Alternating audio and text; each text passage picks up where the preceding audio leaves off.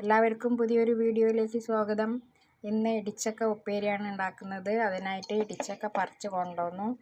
അത് കരുളൊക്കെ പോക്കി വൃത്തിയാക്കി എടുത്തതാണ്. അതിലേക്ക് കുറച്ച് വെള്ളം കുറച്ച് ഉപ്പും കൂടെ ചേർത്തിട്ട് നമുക്ക് ഇത് വേവിച്ചെടുക്കാം.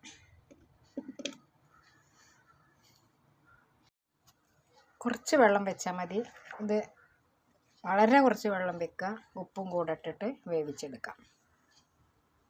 ഇടിച്ചക്കയിലേക്ക് വേണ്ട ഇൻഗ്രീഡിയൻസ് ആണ് ഒരു പിടി തേങ്ങ, ചെറിയ ഉള്ളി, വെളുത്തുള്ളി, വെള്ള കാന്താരി, കറിവേപ്പില.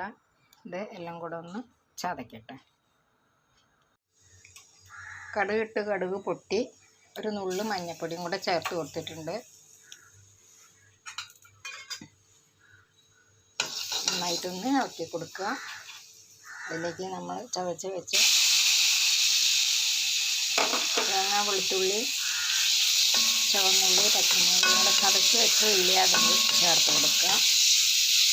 ഇതിൻ്റെ പച്ചമണം ഒന്ന് മാറി കഴിഞ്ഞിട്ട് ചക്ക ഇട്ട് കൊടുക്കാം.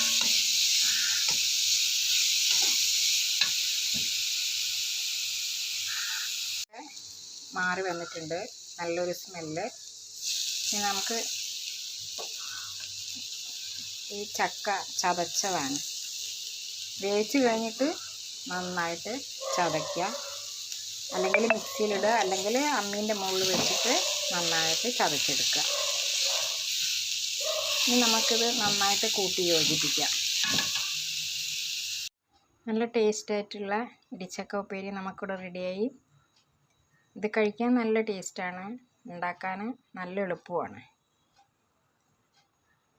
എൻ്റെ ചാനൽ കാണാത്തവരുണ്ടെങ്കിൽ കണ്ടിട്ട് ലൈക്ക് ചെയ്യാനും ഷെയർ ചെയ്യാനും സബ്സ്ക്രൈബ് ചെയ്യാനും മറക്കരുതേ.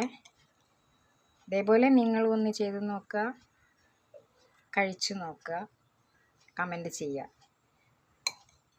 Thank you.